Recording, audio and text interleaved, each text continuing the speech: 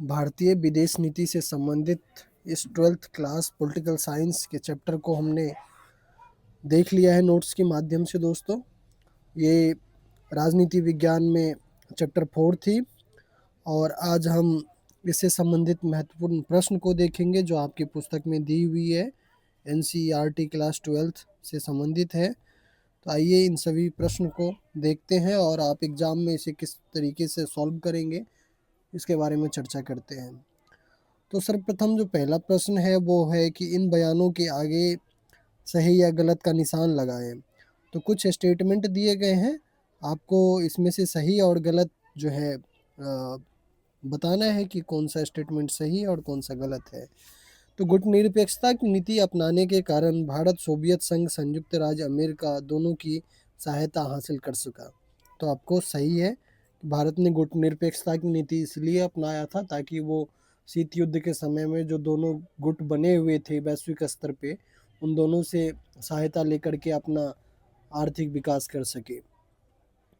Second है कि अपने पड़ोसी देशों के साथ भारत के संबंध शुरुआत से ही तनावपूर्ण रहे।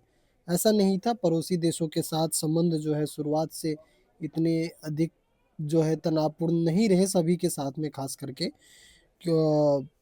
क्योंकि आरंभिक समय में पाकिस्तान के साथ भी हमने अगर 1945 को अगर छोड़ दे, जब कबायली हमला कश्मीर के ऊपर में हुआ था, तो बीच के कुछ समय तक संबंध ठीक ठाक से थे 1965 तक। लेकिन हम उस समय में कुछ मुद्दों पर सहमति भी थी, जैसे कि महिलाओं और बच्चों को वापस उनके परिवार के पास में सौंपना, जो कि अपने परिवार से बिछड़ गए थे आज़ादी के समय पे जब विभाजन हो रहा था।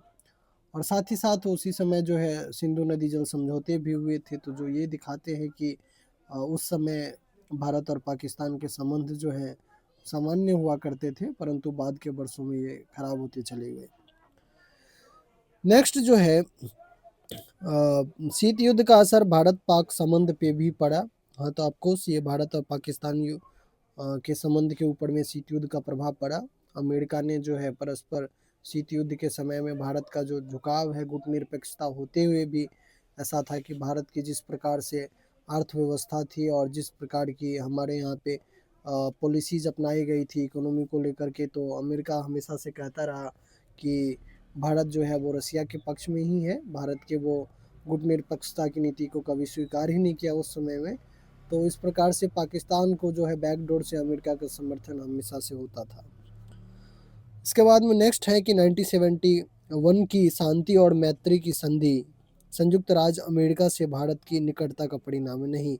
1971 में जो है हमने यूएसएसआर से किया था, और जिसे हम वर्तमान समय में रूस के नाम, यूएसएसआर का विघटन जो है 1991 में हो गया और रूस इसके उत्तराधिकारी के रूप में स्थापित हुआ। तो 1971 में हमने जो मैत्री की संधि की थी वो हमने रूस यूएसएसआर के, उस समय के यूएसएसआर वर्तमान के रूस के साथ में हमने की, और इस समय में देश की प्रधानमंत्री इंदिरा गांधी थी। दोस्तों जो नेक्स्ट है वो है एक दूसरे से मिलान करने के लिए, जिसमें आपके पास में 4 ऑप्शन है। आप देख सकते हैं कि 1950 से 64 के दौरान भारत की विदेश नीति का लक्ष्य क्या था। तो क्षेत्रीय अखंडता और संप्रभुता की रक्षा और आर्थिक विकास करना। पंचशील समझौता जो हमने चीन से किया था, ये शांतिपूर्ण सह अस्तित्व के 5 सिद्धांत पर आधारित था। बांडुंग सम्मेलन जो है, ये इसकी जो रणनीति थी वो गुटनिरपेक्ष आंदोलन की जो रणनीति है यहीं से आरंभ होती है, और बांडुंग सम्मेलन को इसका आधार माना जाता है। और दलाई लामा एक तिब्बत के जो है एक धार्मिक नेता थे, जो 1959 में भारत में जो है शरण लेने के लिए आए और भारत सरकार ने उनको भारत में शरण दिया। तो इस प्रकार से ये क्वेश्चन आपका सॉल्व हो गया। हम नेक्स्ट क्वेश्चन देखते हैं। नेहरू विदेश नीति के संचालन को स्वतंत्रता का एक अनिवार्य जो है संकेत क्यों मानते थे? अपने उत्तर में 2 कारण बताएं और उसके पक्ष में एग्जाम्पल दें। देखिए, हमारे देश के प्रथम प्रधानमंत्री पंडित जवाहरलाल नेहरू थे, और साथ ही साथ जो है ये हमारे देश के विदेश मंत्री भी थे। तो इसीलिए इनका जो है विदेश नीति को लेकर के जो सोच जो था, इनका जो दृष्टिकोण था, वो अत्यधिक महत्वपूर्ण माना जाता है। तो यहाँ पे क्वेश्चन को पकड़िए कि क्वेश्चन क्या कह रहा है, कि जो पंडित जवाहरलाल नेहरू थे वो विदेश नीति के संचालन को जो है स्वतंत्रता का एक अनिवार्य संकेत क्यों मानते थे। यानी कि जो कोई भी देश, किसी भी देश का जो विदेश नीति है, वो देश अगर अपने विदेश नीति का संचालन कर रहा है तो इसका मतलब है कि वो देश जो है संप्रभु है। और यानी कि उस देश में डेमोक्रेसी कह सकते हैं आप, डेमोक्रेसी है, वो देश सॉवरेन कंट्री है, तभी जाकर के वो अपनी विदेश नीति को स्वतंत्र रूप से जो है अपना रहा है, बिना किसी अन्य देश के हस्तक्षेप के। तो इसीलिए पंडित जवाहरलाल नेहरू जो थे, वो स्वतंत्रता का एक अनिवार्य संकेत मानते थे स्वतंत्र विदेश नीति को। ये महत्वपूर्ण कारण था, क्योंकि कोई भी देश अगर स्वतंत्र विदेश नीति नहीं अपना पा रहा है तो इससे तात्पर्य है इसका कि उस देश के ऊपर में किसी अन्य देश का दबाव है। वो देश पूर्ण रूप से सॉवरेन कंट्री नहीं है। सॉवरेनिटी का मतलब ही होता है जो स्वतंत्रता और संप्रभुता जो है आपस में सह संबंध है।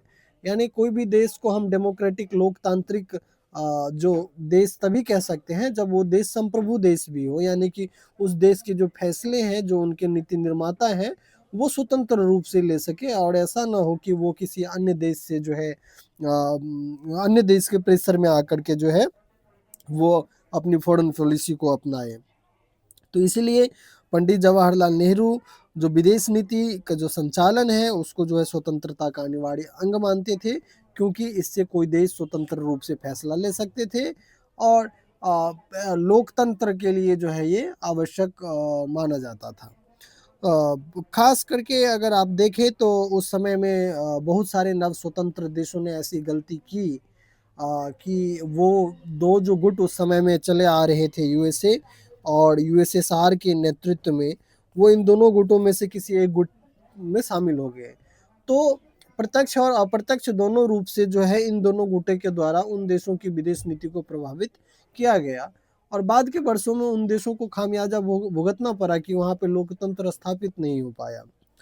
दोस्तों नेक्स्ट क्वेश्चन है कि विदेश नीति का निर्धारण घरेलू जरूरत और अंतर्राष्ट्रीय परिस्थितियों के दोहरे दबाव में होता है। आप क्वेश्चन में देखिए कि यहाँ पे विदेश नीति के निर्धारण से संबंधित क्वेश्चन है, जिसमें कि घरेलू जरूरत यानी विदेश नीति का जो निर्माण है वो घरेलू जरूरत और अंतर्राष्ट्रीय परिस्थिति के दोहरे दबाव में होता है। दोस्तों कभी भी जब आप एग्जामिनेशन हॉल में बैठते हैं तो आप अगर क्वेश्चन को अगर खंडित कर लेते हैं, अगर क्वेश्चन को आप तोड़ देते हैं तो ज़रूर आप एक अच्छा आंसर बना पाते हैं, आपका हेडिंग अच्छा हो पाता है और आप आंसर को अच्छे तरीके से लिख पाते हैं। मुझे उम्मीद है कि आप लोग अगर मेरे इस एनसीईआरटी सीरीज़ को सपोर्ट करोगे तो आने वाले टाइम में मैं आंसर राइटिंग के ऊपर में भी वीडियो बनाऊंगा और साथ ही साथ मेरा ये पहला ही है क्वेश्चन आंसर को लेकर के जो मैं वीडियो बना रहा हूँ। अगर अच्छे रिस्पॉन्स मिलते हैं तो मैं और भी अन्य चैप्टर जो मैं करा चुका हूँ उनके क्वेश्चंस के भी वीडियो बनाऊंगा और प्रीवियस ईयर के जो क्वेश्चंस हैं जो बोर्ड एग्जाम में पूछे जा चुके हैं उसके ऊपर में भी मैं वीडियोस बनाऊंगा। दोस्तों तो इस फोर्थ क्वेश्चन को देखते हैं, जिसमें कहा गया है कि जो विदेश नीति का जो निर्धारण है, फॉरेन पॉलिसी का जो निर्धारण है विदेश नीति का, इसका जो निर्धारण है वो देखिए कि घरेलू जरूरत, इसको दो भाग में बांटिए। एक तो घरेलू ज़रूरत और जो दूसरा है वो अंतर्राष्ट्रीय परिस्थिति, यानी इंटरनेशनल जो है वो सिचुएशन किस प्रकार का है। ठीक है, इंटरनेशनल सिचुएशन किस प्रकार का है, यानी इन दोनों चीज़ के दोहरे दबाव में किस चीज़ का निर्माण होता है, तो विदेश नीति का निर्माण होता है। तो दोस्तों ये बात हकीकत है, कोई भी देश जो है अपनी विदेश नीति जो अपनाता है वो दोनों चीज़ों को देख करके ही अपनाता है कि उस देश की जो घरेलू ज़रूरत क्या है और साथ ही साथ उस समय की जो अंतर्राष्ट्रीय परिस्थिति है वो किस प्रकार की है। जैसे कि मैं आपको यहाँ पे एग्जांपल दूंगा कि भारत के द्वारा जो आज़ादी के बाद विदेश नीति अपनाया गया था वो भी उसी आधार पे अपनाया गया था जिसे आप गुटनिरपेक्षता की नीति के नाम से जानते हैं।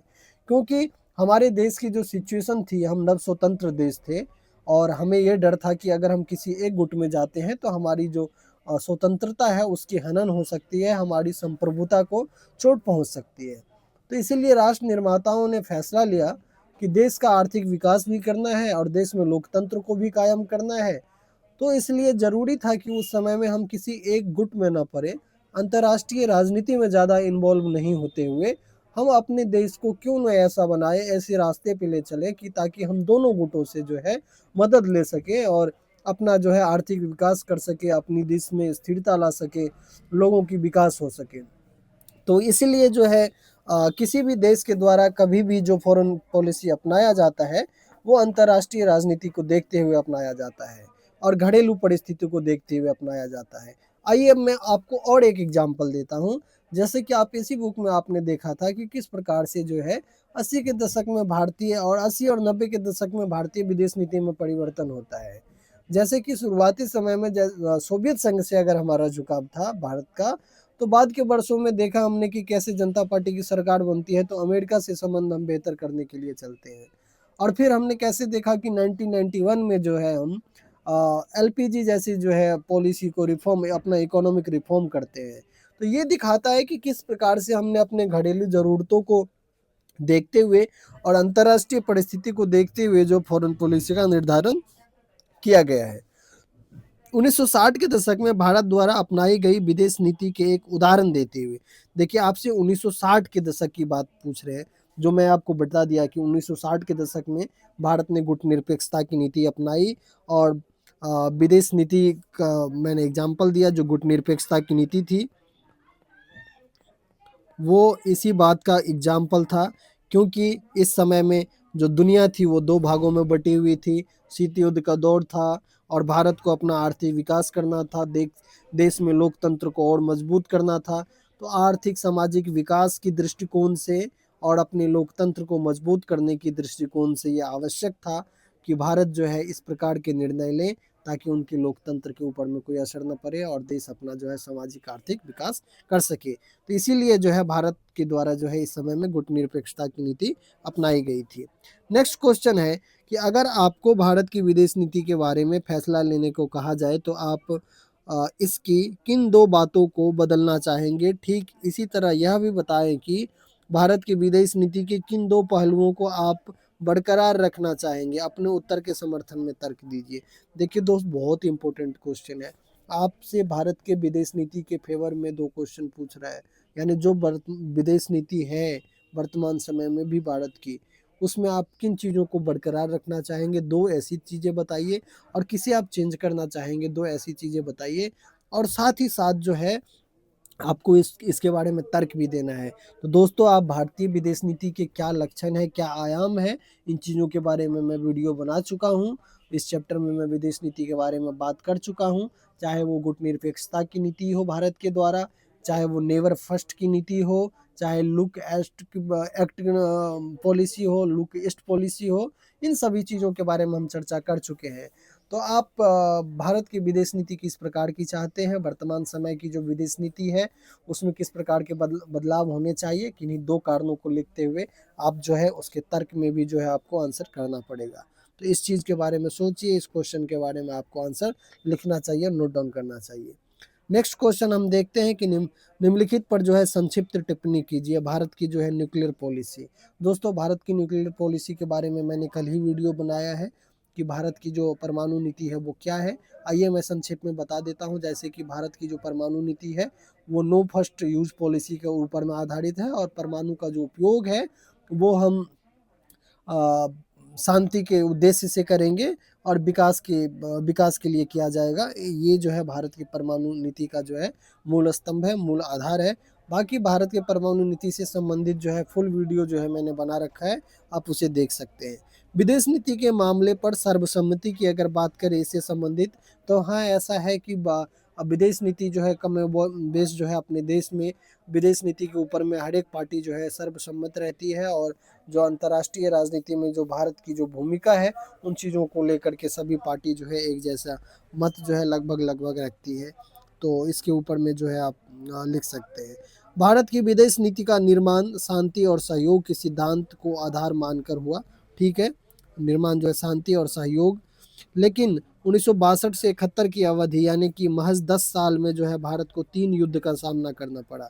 दोस्तों, 62 में जो है चीन के साथ में युद्ध हुआ।